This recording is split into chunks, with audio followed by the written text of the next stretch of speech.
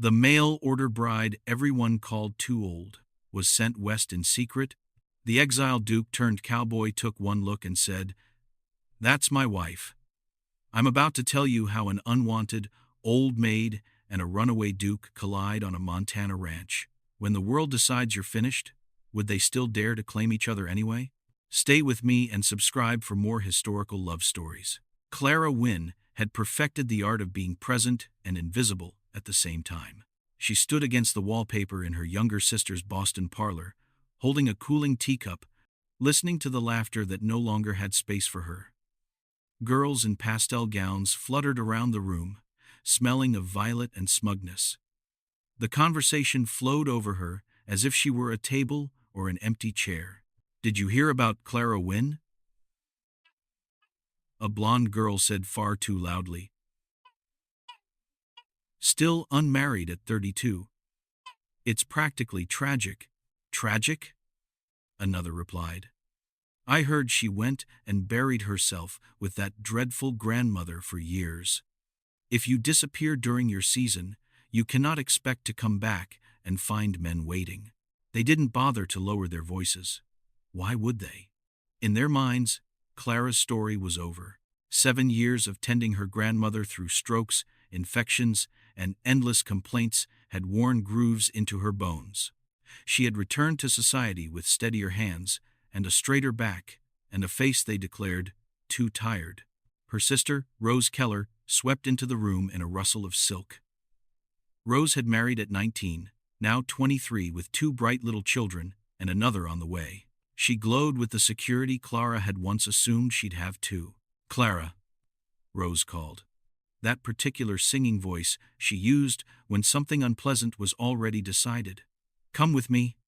We need to talk." The library had once been their father's sanctuary. Now it smelled of Jonathan Keller's pipe smoke.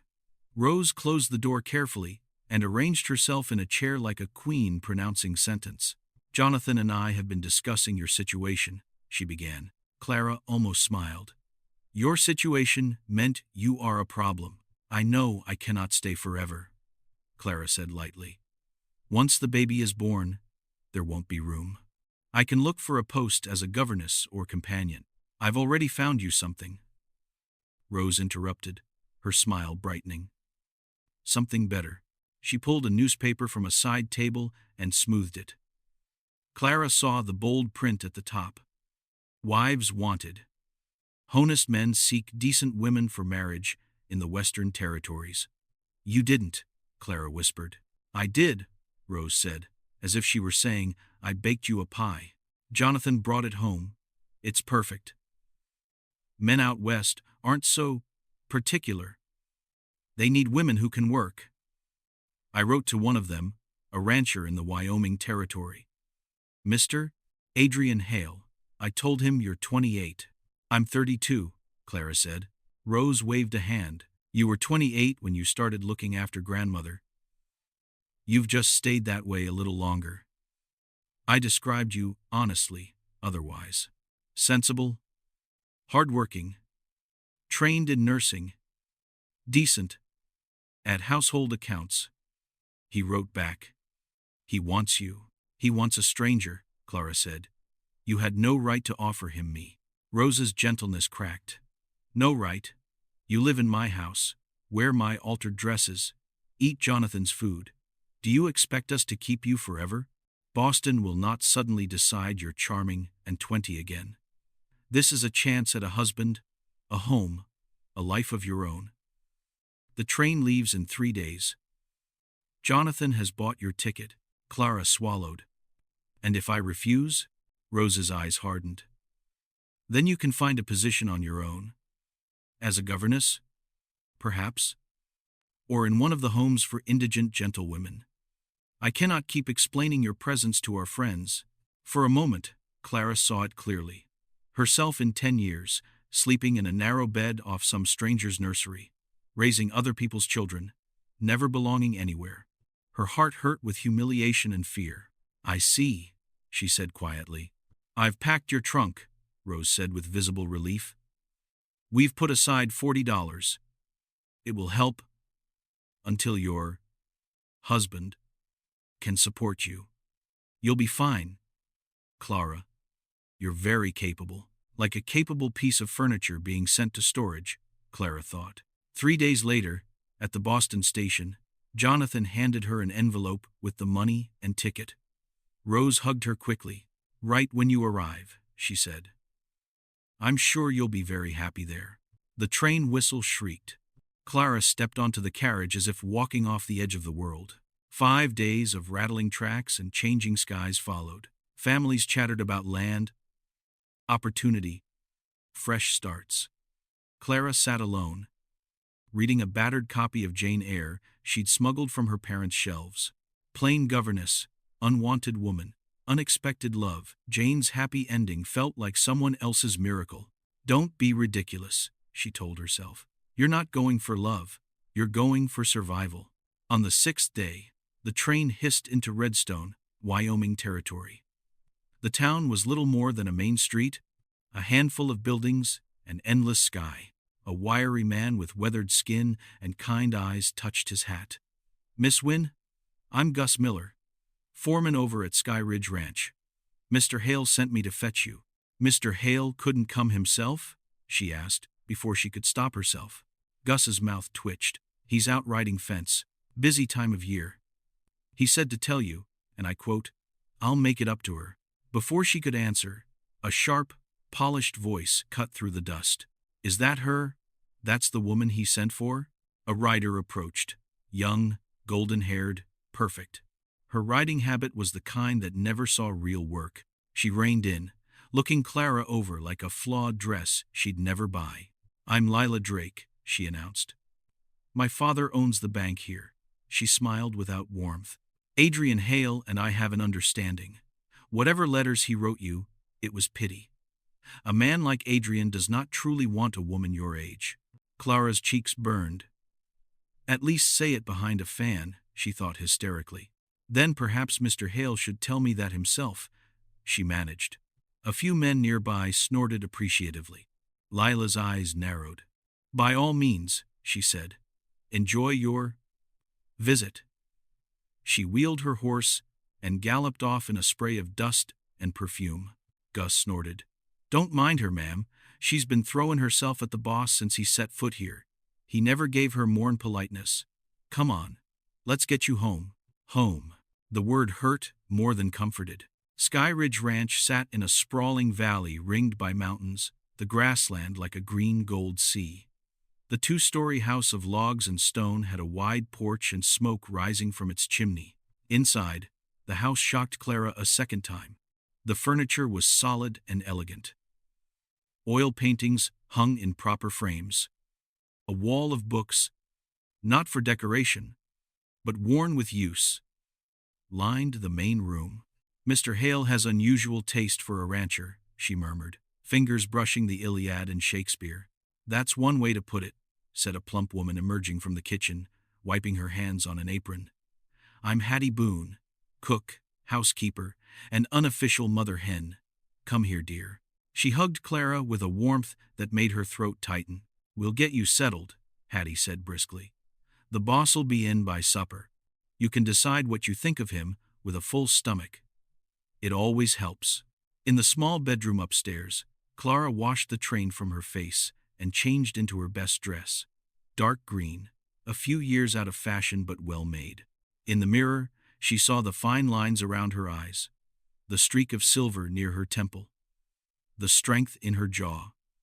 Not pretty, she thought, but not broken either. From the window, she saw 3 riders returning. 2 were clearly ranch hands. The third made her heart stutter. He swung out of the saddle with fluid ease, tall and broad-shouldered, hat pushed back to reveal dark hair and a jaw shaded with stubble. Even from above, she saw something disciplined in the way he moved, like every step had been drilled into him in another life. That can't be him, she whispered. Miss Wynne, Hattie called. Mr. Hale's home. Clara's hand tightened on the doorknob.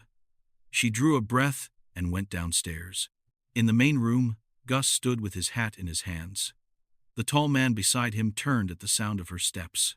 Up close, he was worse. Or better. His eyes were a vivid, steady blue, deeper than any she'd seen at a Boston soiree. His sun-browned skin bore the faint trace of an old scar near his jaw. His shirt and trousers were work clothes, but his posture was pure, ingrained command. Gus cleared his throat. "Boss, this is Miss Clara Wynne."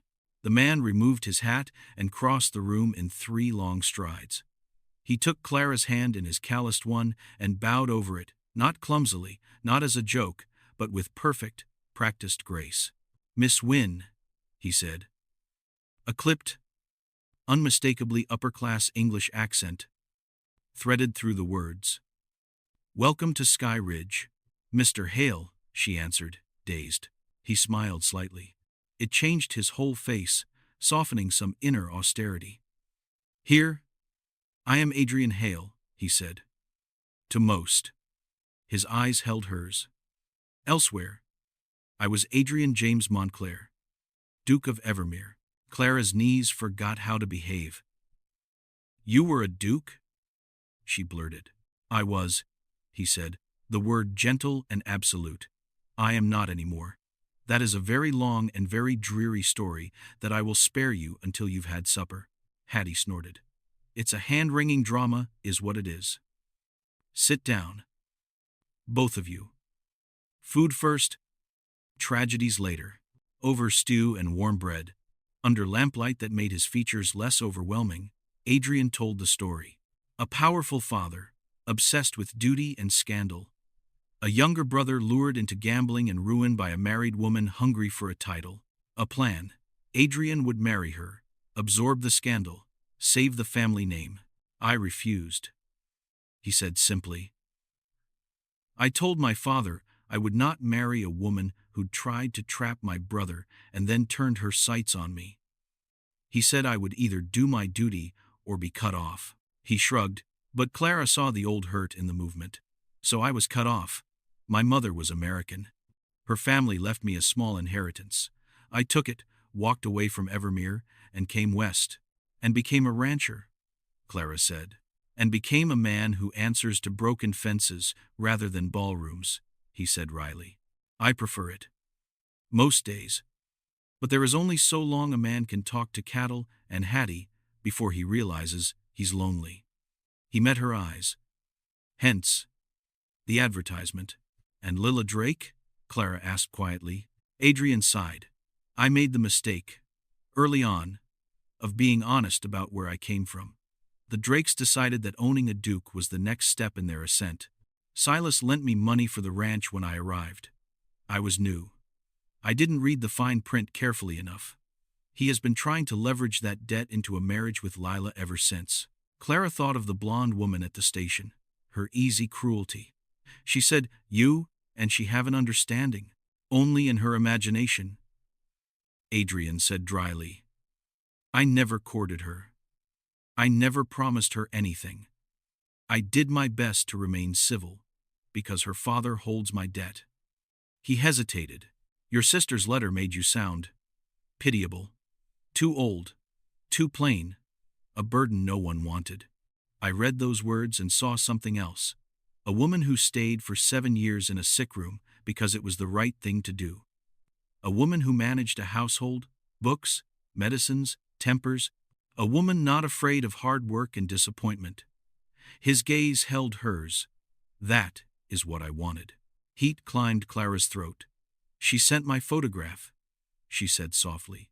He reached into his vest and drew out a small, worn photograph. Her laughing younger self looked back, hair loose, eyes bright. "I've been carrying this for months," he said. "It's not the face, although I like the face. It's the eyes." Clara swallowed past the lump in her throat. "My sister made it sound like she was doing you a favor," she murmured.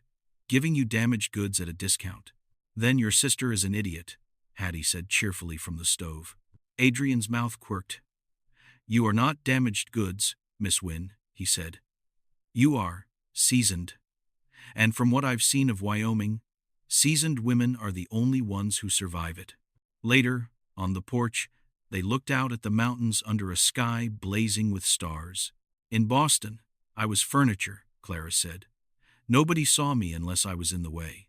Here, Lila Drake insulted me to my face, within 2 minutes of arrival.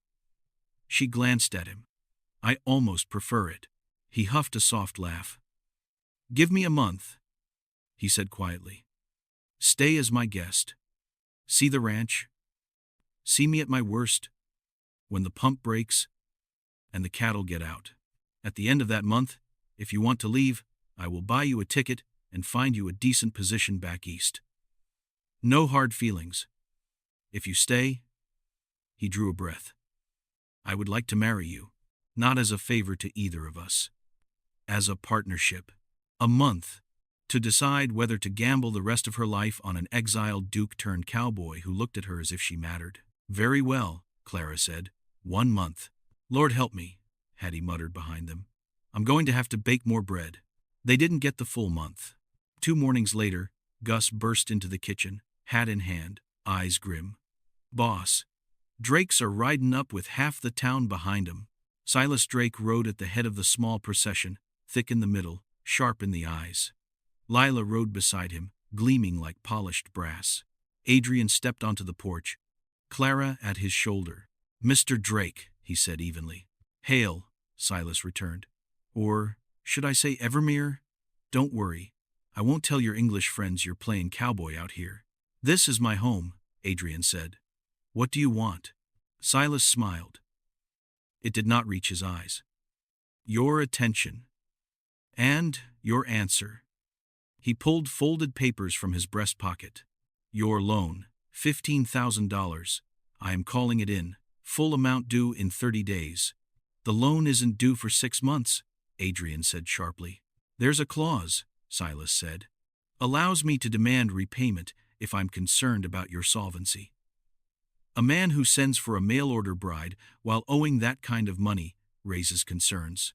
His gaze slid to Clara, dismissive and cruel. You must be Miss Wynne. Brave of you to come all this way to a man who may not have a roof in a month. Clara forced herself to hold his gaze. I've lived under a roof where I was not wanted, she said quietly. I prefer an honest storm. A murmur rippled through the watching men.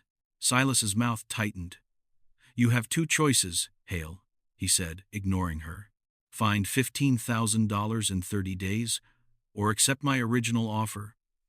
Marry my daughter. Combine our interests. I tear up the paperwork. And you keep your little play ranch. Lila smiled, already victorious. No, Adrian said. Lila's smile cracked. You didn't even think about it, she snapped. I've been thinking about it since the first time your father hinted at it, Adrian said. The answer is still no. Silas's eyes went flat and mean. Then you will lose everything. Not everything, Adrian said quietly, his hand brushing Clara's. But we'll see. When the Drakes left in a churn of dust, silence settled over the yard. Adrian turned to Clara. This changes things, he said. You came into a house that may not exist in a month. I would be a very poor host if I didn't tell you that you're free to leave. I have enough saved to get you to another town. Another situation. You are not sending me away like an unwanted package twice in 1 month, Clara said, surprising them both. If I leave this ranch, it will be because I choose to, not because a banker tries to bully you. Gus scratched his jaw. We do have that old claim, he said slowly. Up in the north pasture. Old Nate Briggs swore there was gold in that creek. I bought that claim off his widow, Adrian said. Part charity, part curiosity. I've never done anything with it. I have, Gus said. Mining, I mean. But the boss is right. Even if there's gold, we can't pull enough out in 30 days. Clara's mind raced. We don't need to mine it all, she said. We need to prove it's worth something. Enough to convince another bank to lend against it. Adrian blinked. You want to use the claim as collateral? Yes, she said. We find the gold. Take samples to a proper assayer. Get a report. Then go to a bank. Silas Drake doesn't own and secure a loan big enough to pay him off.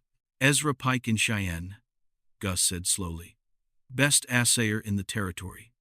And Harrington at Cheyenne First National never did like Drake. Adrian looked from Gus to Clara, something like hope dawning. This could work, he said. It will, Clara said. We just have to be faster than his greed. They rode out at dawn. Adrian, Clara, and Gus. The claim was up in a narrow ravine, where a creek chewed through rock and tumbled in cold, clear pools. An abandoned shack leaned crookedly near the bank, the ghost of old Nate Briggs's dreams. Gus taught them how to pan. Scoop gravel, swirl water, let the lighter sand wash away while the heavier remnants settled. Tiny glints of gold, color, clung stubbornly to the pan when everything else slipped away. It was hard, wet, freezing work. Clara's knees ached from kneeling on rock. Her fingers throbbed even inside the gloves Adrian insisted she wear. But every time she thought of Lila's voice saying, "Old maid," she scooped another pan. By the end of the first day, they had only flecks.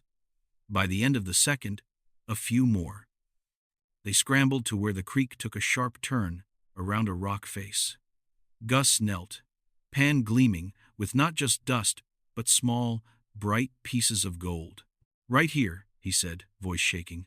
"It's collectin' here. Veins gotta be in that rock." Digging at the base of the rock, they uncovered a seam of white quartz shot through with gold. Even Clara, who knew nothing of mining, could see it was rich. Adrian pressed his hand against the icy rock, eyes bright. "That'll do," he whispered. They collected samples of the ore and panned the surrounding gravel until the stars ignited overhead. Back at Sky Ridge, they spread everything on the kitchen table. In lamplight, the gold glowed like trapped sunlight. "It's not cash yet," Adrian said, but hope colored his tone. "It will be," Clara said. They went to Cheyenne the next morning, this time together. Hattie insisted on altering one of her better dresses for Clara. "Married or not," she said, "if you are going to look a banker in the eye, you will do it in style." Ezra Pike, the assayer, examined their samples with quietly growing respect. "This is good ore," he said. "Very good. 3 ounces of gold per ton. Maybe more. That vein runs deep. You've got yourself a fortune." He typed up a report, stamped it, and slid it over. "Conservative estimate? $20,000 to $30,000 worth of gold in that seam." In Harrington's office at Cheyenne First National, Clara sat beside Adrian, aware of the banker's assessing gaze. "You want $15,000 against this claim?" Harrington asked, reading the report again. "And you'll use it to pay off Silas Drake?" "Yes," Adrian said. "In full." Harrington's mouth curved. "I never object to taking business from Mr. Drake. With Pike's report and your ranch as additional security, it's a sound risk." He dipped his pen. "You have your loan." When they rode back into Redstone, they went straight to the Drake mansion. Silas opened the door, frowning. Adrian held out the bank draft. $15,000, he said. "Every cent. Your claim on Sky Ridge is finished." Silas stared, as if the numbers might rearrange themselves. "Where did you?" "From the stream Nate Briggs tried to sell you," Clara said pleasantly. "You should look under your nose more often, Mr. Drake. You miss things." Lila appeared at the top of the stairs in a dressing gown and curlers. When she saw Adrian and Clara together, triumph in their stance, she made a sound like a tea kettle. "This isn't over," she screamed. "It is," Adrian said. "Goodbye, Mr. Drake." Outside, Clara and Adrian laughed like people who had jogged away from an avalanche and only now realized they were alive. "You were magnificent," he said, still breathless. "In there." "So were you," she replied. "Your face when he saw the draft. I will treasure that memory on cold nights," he said solemnly. They married in the Redstone Church 2 days later. No time for grand gowns or guests. Only a simple blue dress Clara borrowed from Hattie. A plain gold band Adrian bought that morning, and their hands joined in front of God and half the town. When the pastor pronounced them husband and wife, Adrian kissed her like a promise. "Mrs. Hale," he whispered. "My wife." Leela made one last attempt to wound her, cornering Clara outside the general store weeks later. "You trapped him," she hissed. "Everyone knows it. You arrived pregnant, didn't you? You tricked him with another man's child." Clara, who was not pregnant, just tired, looked at her steadily. I arrived in May, Miss Drake. If I present a child 9 months after that, the arithmetic will be quite public. I trust even you can count. Leela flushed, furious. You're nothing. Just a plain, old woman who got lucky. Perhaps, Clara said. But I am a plain old woman who goes home to a man who chose me freely. And a ranch we saved together. Luck, it turns out, favors the stubborn. Word spread. People saw the way Adrian looked at Clara, how he listened when she spoke, how she rode the fence line with him and balanced ledgers by lamplight. The story the town told about the too-old mail-order bride changed. A year later, with their baby son sleeping on her chest, Clara sat on the Sky Ridge porch watching the sunset. The mountains glowed violet. The windmill creaked. Adrian leaned against the railing, looking at her like she was still the miracle who'd stepped off the train. They said I was too old, she said softly. Too old to marry well. Too old to be chosen. Rose thought she was quieting a scandal by sending me away. Adrian crossed to her, resting a hand on her shoulder. They were all wrong, he said simply. Clara smiled, thinking of Boston Parlor's, Lila's smirk, Silas's rage. If being too old had carried her all the way here to this wild valley, this sturdy house, this exiled duke turned cowboy, who had taken one look at her and thought, mine, then perhaps age had done her a favor. Sometimes, she realized, the best things began when the wrong people decided you were finished. Her husband bent to kiss her hair. Their child sighed in his sleep. The wind swept across Sky Ridge, carrying the scent of pine and cattle and something like freedom. They'd called her unwanted, unmarriageable, too old. Adrian Hale had looked at her once, really looked, and said in his heart, that's my wife. And at last, Clara believed him.